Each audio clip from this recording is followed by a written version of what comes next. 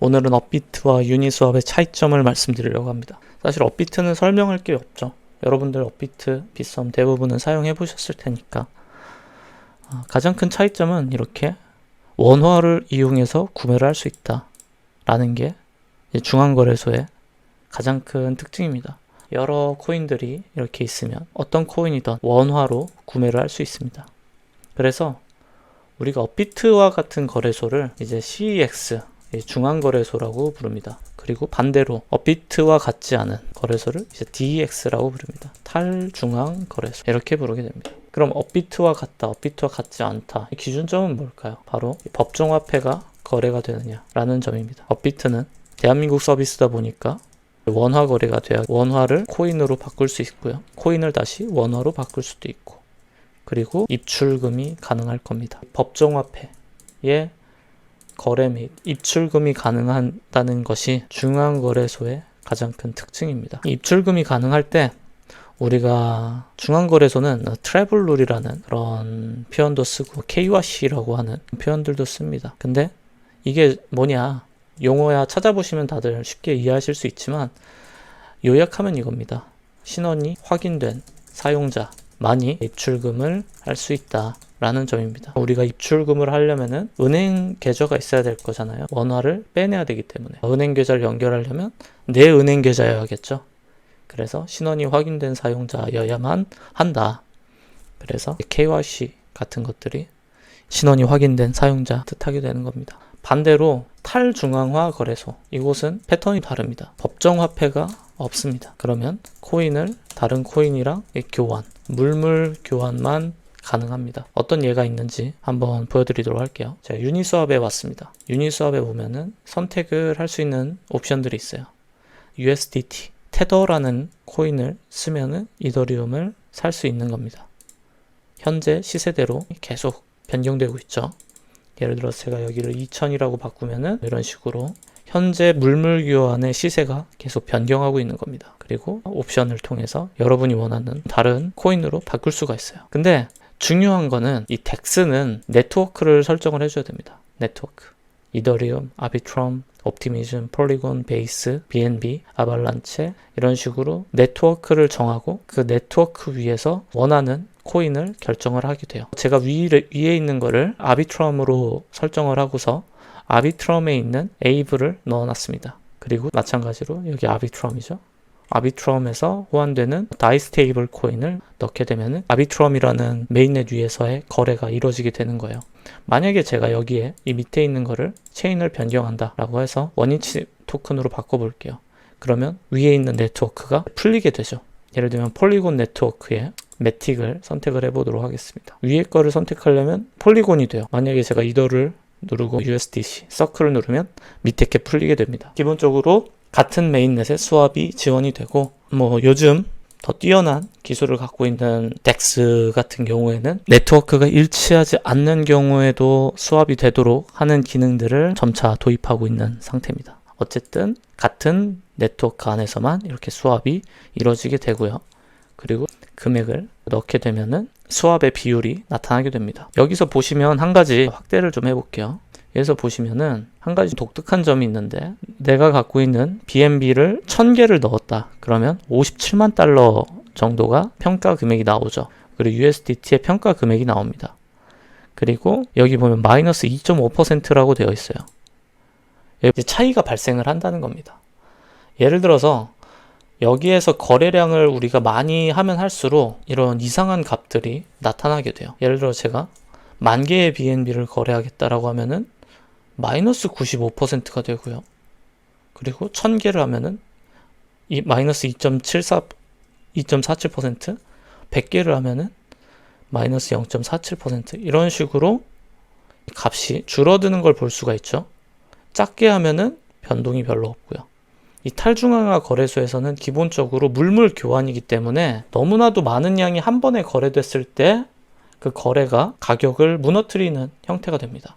기본적으로 물물 교환이기 때문에 각 거래소마다 거래할 수 있는 유동성의 한계가 존재해요. BNB가 이 거래소에 100개가 있다고 해봅시다. USDT는 10,000개가 있다고 해볼게요. BNB와 USDT가 서로 교환될 수 있는 거를 누군가가 유동성을 제공을 해줘야 됩니다. 이거 페어라고 불러요. 페어를 공급을 합니다. BNB, USDT 페어를 유동성을 공급을 해줘야 돼요. 그렇게 공급을 하고 나면은 일정 비율로 거래가 계속 이루어지게 되는 거죠. 근데 만약에 어떤 사람이 지금 BNB 다 팔고 USDT를 살래 라고 하면은 어떻게 될까요? BNB를 내가 팔 테니까 USDT 좀 줘. 이런 거죠. 그러면은 거래가 계산이 어떻게 되냐? 지금 BNB의 가격이 떡락하고 있구나. 이 탈중앙 거래소에서는 계산을 하게 됩니다. 그래서 가격을 낮게 처리하게 돼요. 가격을 낮게 처리한다. 여기서 말하는 거는 내가 팔고자 하는 이 BNB의 가격, BNB의 가격을 낮게 처리하게 돼요. 그러다 보니까 말도 안 되는 일이 펼쳐지게 되는 거예요. 여기 보면 Price Impact Warning이라고 돼 있죠.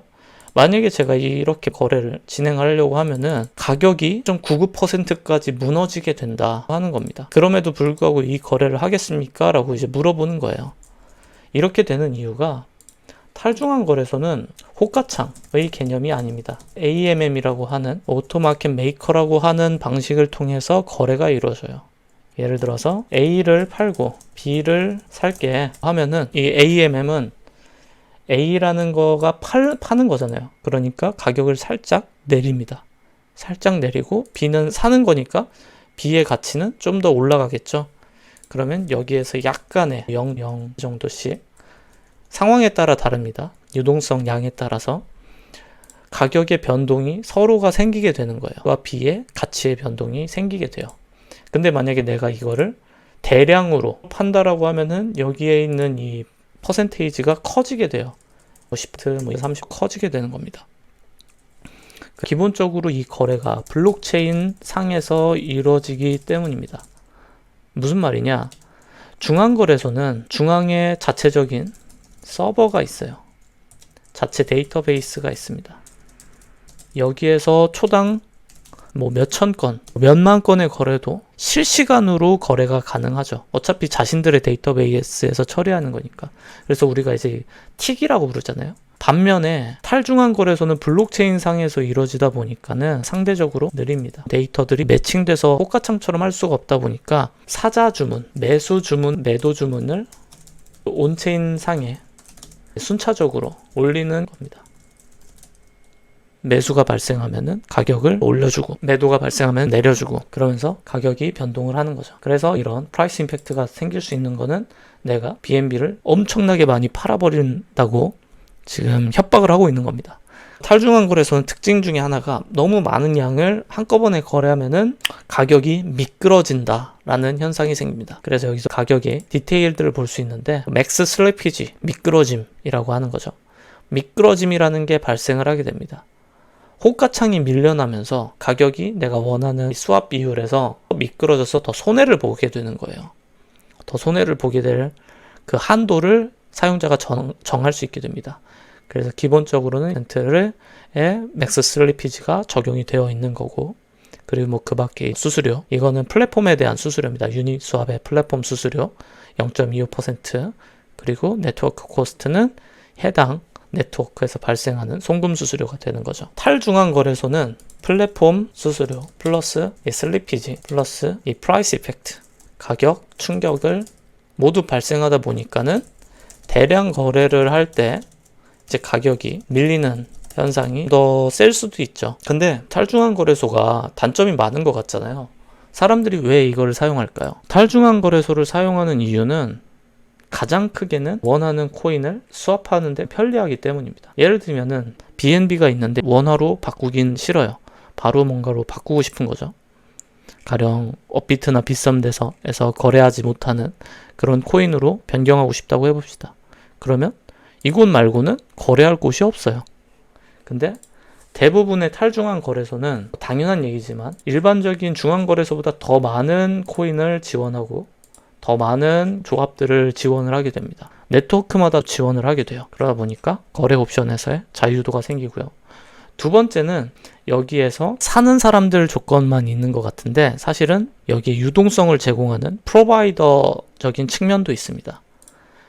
여러분이 만약에 부자예요. 이더리움을 한 100개쯤 가지고 있습니다. 그런데 이거를 중앙거래소에서 넣어두고 있다면 여러분 여기서 이자 얻나요? 업비트에 비트코인 100개, 1000개 넣어놓고 있다고 해서 이자가 들어오나요? 지금은 정책이 업데이트 된다고는 하는데 제가 알기로는 아마 이자가 없을 겁니다. 반대로 여러분이 유동성을 제공을 한다라고 해봅시다. 유동성을 제공을 해서 여러분이 이더를 갖고 있고 USDT와 페어를 만든다고 해봅시다.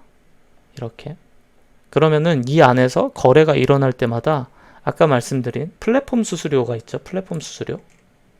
여기 보시면 fee 0.25%라고 하는 이 부분. 이 fee가 누구한테 가냐? 바로 여러분한테 가는 겁니다. 유니스왑의 경우 0.25%의 수수료가 바로 유동성 공급자에게 전달이 됩니다. 그 말인즉슨 여러분이 유동성을 제공을 하시면 이더리움의 변화와 상관없이 거래가 일어날 때마다 계속해서 수수료가 들어오게 되는 거예요. 이 0.25%라는 게 굉장히 큰 수수료입니다. 0.25가 얼마나 큰 수수료냐? 업비트에서 보시면 수수료 부가세 포함 0.05%입니다. 0.05%. 반면에 유니스왑 0.25%죠.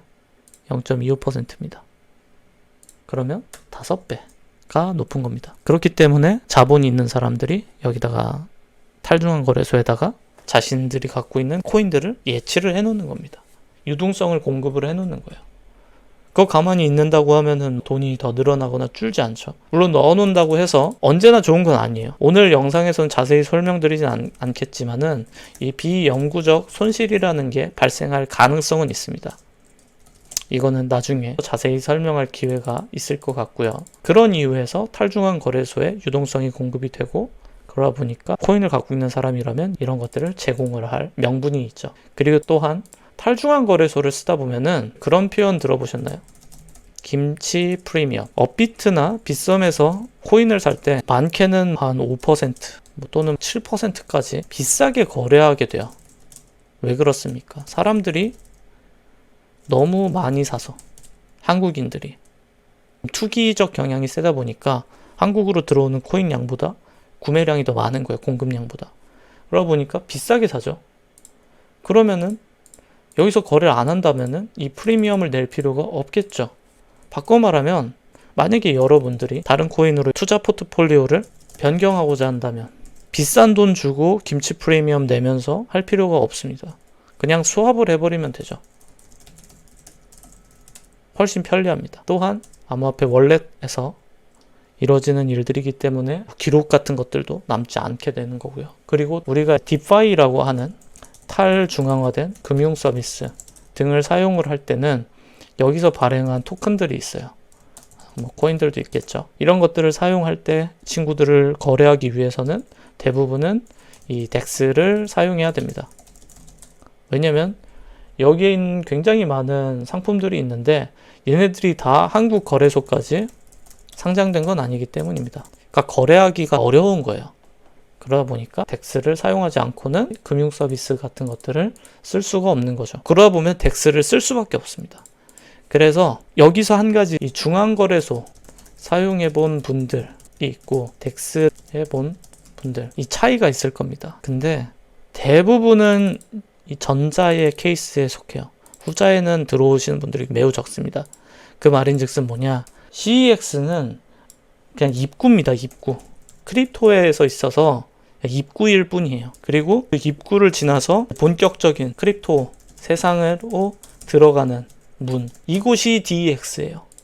덱스를 안 써봤다라고 하면은 아직 이 문으로 들어오신 적이 없는 거라고 봐도 무방합니다. 대부분의 사람들은 CEX만 씁니다. 그래서 제 영상을 들으신 분들은 최소한 전체 크립토 사용자 인구 중에서 상위 10% 이내의 지식을 알게 되셨다라고 말씀드릴 수 있고, 그리고 이 덱스로부터 시작되는 많은 상품들을 앞으로 설명을 드리도록 하겠습니다.